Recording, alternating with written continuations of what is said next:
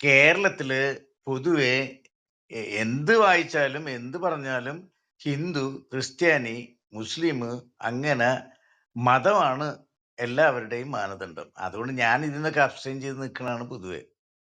പിന്നെ ഒരാള് മരിച്ചു കേസ് കഴിഞ്ഞാൽ ജാതിയുടെ ആളാണ്, മതത്തിനെ വിട്ട് നിൽക്കുന്നത്. ശ്രേഷ്ഠ യോനിയിൽ നിന്ന് വന്ന കേസാണ് അല്ലെ? അതെ ഞങ്ങളൊക്കെ ശ്രേഷ്ഠ യോനിയിൽ നിന്ന് വന്നവരാണ്.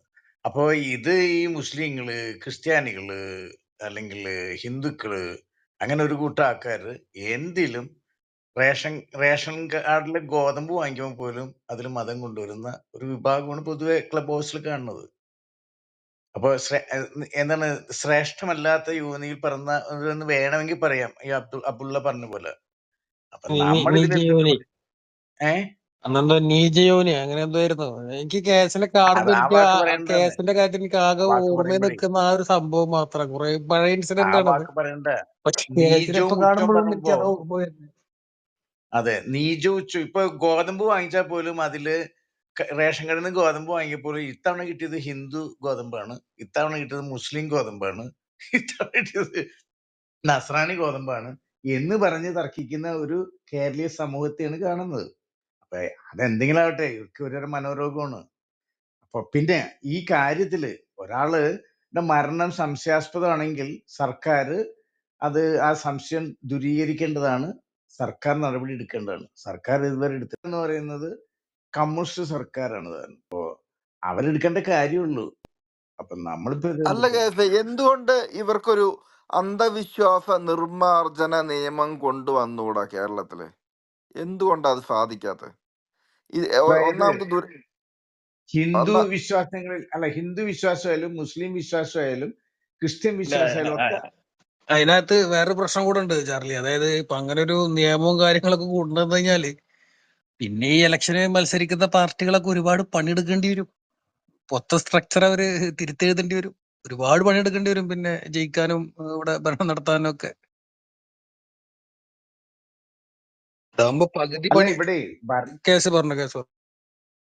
അല്ല, ഭരണഘടന പ്രകാരേ ഇവിടെ എന്താണോ സിസ്റ്റം, ആ സിസ്റ്റത്തിൽ ആചരണം ചെയ്യാനുള്ള അവകാശം ബ്രിട്ടീഷ് രാജ്ഞി തന്നെ ഭരണഘടന പ്രകാരം നൽകിയിട്ടുണ്ട്. ഭരണഘടന പിന്നീട് ഉണ്ടായതാണെങ്കിലും ഈ ആസ് ഇറ്റ് ഈസ് എങ്ങനെയാണോ 47 മുമ്പ് 47 ആഗസ്റ്റ് 14 നിലനിന്നിരുന്നത് അതെല്ലാം അംഗീകരിച്ചുകൊണ്ടാണ് വിശ്വാസികൾക്ക് സ്വാതന്ത്ര്യം കൊടുത്തേക്കുന്നത്. അപ്പൊ ഇതെല്ലാം നടക്കും. അപ്പൊ അത് നമുക്ക് ഒച്ചമ്പാട് കൊടുത്തിട്ടൊരു കാര്യമില്ല, നടത്തും. പിന്നെ എല്ലാ ആൾക്കാരും അന്ധവിശ്വാസികളാണ്. ഇപ്പൊ ക്രിസ്ത്യാനി ആയാലും അന്ധവിശ്വാസികളാണ്, മുസ്ലിം ആയാലും അന്ധവിശ്വാസിയാണ്, ഹിന്ദുക്കളിൽ പല വിഭാഗങ്ങളും അന്ധവിശ്വാസികളൊക്കെയാണ്. അപ്പൊ എല്ലാ ആൾക്കാരും ഭൂമി പരന്നതാണെന്നും അല്ലെങ്കിൽ അങ്ങനെയാണ് ഇങ്ങനെയാണ് മണ്ണ് കുഴച്ചതാണെന്നും ഒക്കെ വിശ്വസിക്കുന്നവരാണല്ലോ. അപ്പൊ ഇത് വലിയ പാടാണ്. അബ്ദുള്ള പറഞ്ഞ പോലെ ഇത് വലിയ പാടാണ്. ഇതെങ്ങനെ ചെയ്യാനാണ്?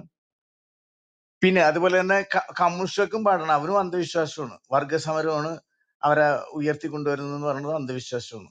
ഇതൊന്നും ഇവിടെ സമൂഹത്തിൽ ഒന്നും തന്നെ വസ്തുനിഷ്ഠമായിട്ട് സ്ഥിരീകരിക്കാനാവുന്നില്ല അവരുടെ ഒരു കാര്യവും. അപ്പൊ എല്ലാ കാര്യം അന്ധവിശ്വാസികളാണ് പൊതുവെ. അപ്പൊ ഇതില് നമ്മളൊരു ഇരുട്ടില് വെളിച്ചം തേടുന്നതിലൊന്നും അർത്ഥമില്ല, ഇരുട്ടിൽ അല്ലെങ്കിൽ കറുത്ത പൂച്ചയെ തേടുന്നതിൽ അർത്ഥമൊന്നുമില്ല. എല്ലാക്കാരും ഇവിടെ ഇന്ത്യയിൽ നിൽക്കുന്ന അന്ധവിശ്വാസികളാണ്. അപ്പൊ ശരിക്കും ആരാണ് വിശ്വാസത്തില് അന്ധവിശ്വാസം അല്ലാത്തത്? വിശ്വാസം എന്നുള്ളത് ഇതാക്കാതെ എല്ലാം അന്ധവിശ്വാസമാണെന്ന് വേണം പറയാൻ. സത്യം എല്ലാ പറഞ്ഞ അന്ധവിശ്വാസമാണല്ലോ.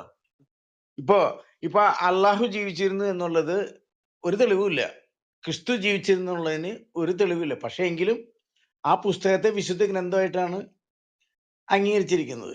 ഹിന്ദു വിശ്വാസങ്ങളൊക്കെ തന്നെ കഥകളാണ്, മിക്കതും കഥകളാണ്. ശ്രീരാമനായാലും കൃഷ്ണനായാലും ചാമുണ്ടി ആയാലും ചാത്തനായാലും ഒക്കെ പൂജിക്കുക. അപ്പൊ ഇത് ഏതാണ് അന്ധവിശ്വാസം? കൃത്യം അതും അന്ധവിശ്വാസമാണ്. അപ്പൊ നമ്മളിത് എന്തിലാണ് പോവുക? ഇരുട്ടില് ലൈറ്റ് കിട്ടൂലല്ലേ, ഇരുട്ടില് പൂച്ചയെ തേടുന്ന പോലെ ഇരിക്കും. കണ്ണ് കാണണം, കണ്ണ് കണ്ടാൽ അവിടെ പൂച്ചയുണ്ടെന്ന് മനസ്സിലാവും. ഈ ഇതൊക്കെയാണ് വിശ്വാസം പ്രശ്നം. എന്ന് പറയുന്ന സാധനം തന്നെ, അതിപ്പോ എന്ത് തന്നെ ആയാലും ഒരു വിശ്വാസം എന്ന് പറയുന്നത് തന്നെ അന്ധമാണ്. അന്ധമല്ലാത്തൊരു വിശ്വാസം ആരെങ്കിലും ഒരാൾ പറഞ്ഞു തരുമല്ല. എല്ലാ അന്ധവിശ്വാസങ്ങളാണ്. പിന്നെ അത് ഞാൻ മാത്രല്ല, ഉദ്ദേശിച്ചത് ദൈവവിശ്വാസം എന്നുള്ളതല്ല. അതായത് വിശ്വസിക്കുക അല്ലെങ്കിൽ വിശ്വാസം എന്ന് പറയുന്നത് തന്നെ അന്ധമായിട്ടൊരു കാര്യം ആയതുകൊണ്ടാണ് അത് വിശ്വാസം എന്നുള്ളൊരു വാക്ക് തന്നെ വന്നേക്കുന്നത്. അപ്പൊ ദൈവമായാലും എന്തായാലും ഇപ്പൊ നമ്മള് വേറൊരാളെ വിശ്വാസം എന്ന് പറഞ്ഞാൽ നമുക്ക് ഉറപ്പില്ലാത്തൊരു കാര്യമായതുകൊണ്ടാണല്ലോ വിശ്വാസം എന്നൊരു വാക്ക് വന്നേക്കുന്നത്. അതെ അതെ. അല്ല, പിന്നെ 47 ആഗസ്റ്റ് 15-നാണല്ലോ നമുക്ക് സ്വാതന്ത്ര്യം കിട്ടുന്നത്. 14 ഉണ്ടായിരുന്ന കാര്യങ്ങളാണ് ഇതൊക്കെ. അത് മാറ്റാൻ ഇവിടെ പ്രൊവിഷൻ ഇല്ല. എല്ലാ ആൾക്കാർക്കും ഫണ്ടമെന്റൽ റൈറ്റ് ആണ്. അവനവന്റെ വിശ്വാസം കൊണ്ടെടുക്കാനുള്ള റൈറ്റ് ഫണ്ടമെന്റൽ ആണ്. അത് അന്ധമായാലും ശരി, അന്ധമായാലും ശരി, കണ്ണുള്ളതായാലും ശരി, ഒക്കെ കൊണ്ടെടുക്കാനുള്ള അവകാശം ഓരോരുത്തരെയും ഫണ്ടമെന്റൽ റൈറ്റ് ആണ്. ഒരു രക്ഷയില്ല. അപ്പൊ അത് വിട്ടുകളാ. പിന്നെ നമുക്ക് ഇതിനൊക്കെ മാറിയിരിക്കാന്നേ പറ്റുള്ളൂ. സമാധി പ്രശ്നമായാലും മറ്റു കാര്യം. പക്ഷെ എന്ന് വെച്ചിട്ട് ഇവിടുത്തെ സംസ്ഥാനം അതില് ഉത്തരവാദിത്തം ഏറ്റെടുത്ത് അത് എന്താണ് സംഭവിച്ചതെന്നുള്ളത് ചെയ്യേണ്ടതാണ്. കളക്ടറൊക്കെ ചെയ്യേണ്ട കാര്യമാണ്. ഇത് ആൾക്കാർ ഇവിടെ എന്താ വെച്ചാൽ ഹിന്ദു, മുസ്ലിം, ക്രിസ്ത്യാനി ഡിവിഷൻ ഉണ്ടാക്കാൻ വേണ്ടി മാത്രം ഇത്തരം കാര്യങ്ങൾ ഉപയോഗിക്കുകയും ക്ലബ് ഹൗസിൽ വേറെ ഒന്നും പറയാനുമില്ല. ഞാൻ അതിൽ നിന്നൊക്കെ അബ്സ്റ്റൈൻ ചെയ്ത് നിൽക്കുകയാണ്. ഞാൻ ആ പത്രവും വായിക്കണില്ല ഇത്തരം കാര്യങ്ങളിൽ. എന്തായാലും ഇത് നല്ല കാര്യം. ഹൈക്കോടതി ഉത്തരവ് വന്നെങ്കിൽ സമാധി പൊളിച്ച് എന്താ സംഭവിച്ചേക്കണെന്ന് പോസ്റ്റ്മോർട്ടം ചെയ്യണം. അത് നല്ലൊരു കാര്യം എന്ന് ഞാൻ പറയുന്നു. അല്ലാതെ ഞാൻ ഇവിടെ ക്രിസ്ത്യാനിയുടെ കൂടെ കൂടാനോ, മുസ്ലിമിന്റെ കൂടെ കൂടാനോ, ഹിന്ദുവിന്റെ കൂടെ കൂടാനോ രാധാകൃഷ്ണ ചിന്തകൾ തയ്യാറല്ല എന്ന് ഞാൻ ഈ സമയം പ്രസ്താവിക്കുകയാണ്. വേറെ ഒന്നുമില്ല. ബ്ലസ്സം കയറി അല്ല വരും പറ്റുമെങ്കിൽ. അല്ല, ഹൈക്കോടതി അതിലൊരു പ്രധാനപ്പെട്ട ഒരു കാര്യം പറഞ്ഞാൽ എന്താ അറിയോ?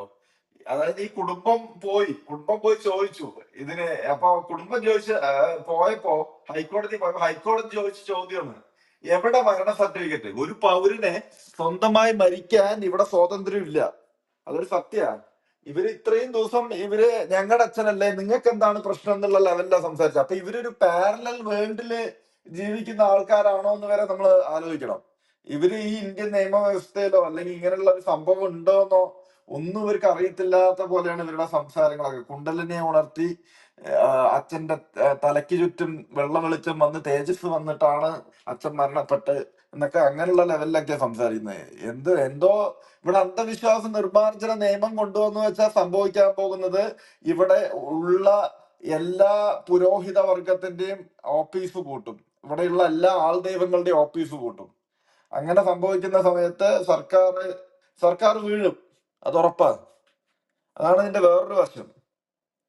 ഇതില് വേറെ മെയിൻ ആയിട്ട് എനിക്ക് തോന്നിയത്, ഈ ചങ്ങാതി ഇപ്പോ ഈ അരുൺകുമാറും ഇവരൊക്കെ ന്യൂസ് ചാനലിൽ ഈ ഡിബേറ്റുകൾ നടത്തുമ്പോ ഇവർക്ക് ഒട്ടും വെളിവും വെക്കാനും വിവരമൊന്നും ഇല്ലാന്ന് എനിക്ക് തോന്നി. കാരണം എന്താ പറഞ്ഞാൽ ഇവര് വന്ന് പറയുന്ന പല കാര്യങ്ങളും നാളെ ഇവർക്കെതിരെയുള്ള തെളിവുകളായി മാറാനുള്ള ചാൻസ് ഉണ്ട്.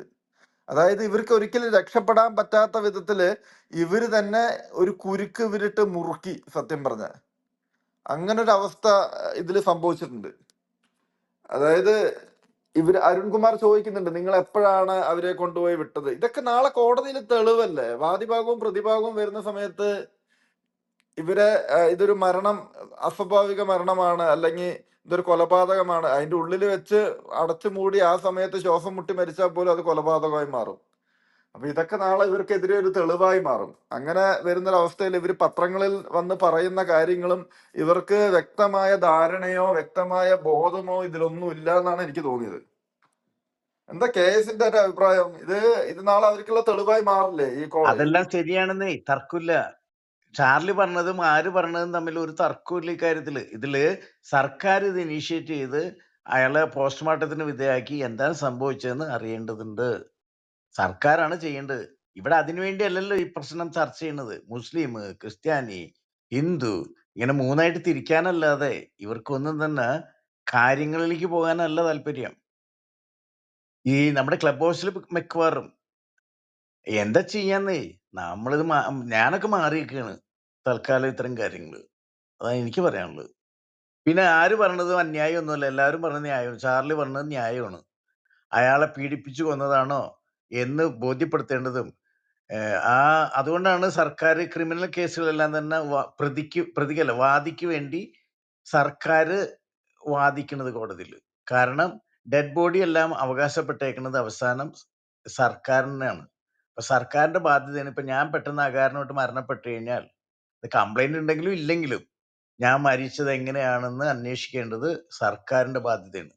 അങ്ങനെ ഉണ്ടെങ്കിൽ തന്നെ എനിക്ക് വേണ്ടി കേസ് വാദിക്കേണ്ടതും സർക്കാർ പബ്ലിക് പ്രോസിക്യൂട്ടറാണ്. ഇതൊക്കെ ഇവിടെ ഇരിക്കുമ്പോ നമ്മളിത് ഏത് വെള്ളരിക്ക പട്ടണത്തിലാണ് നമ്മൾ ജീവിക്കുന്നത്? അപ്പൊ ആൾക്കാർക്ക് എന്താണെന്ന്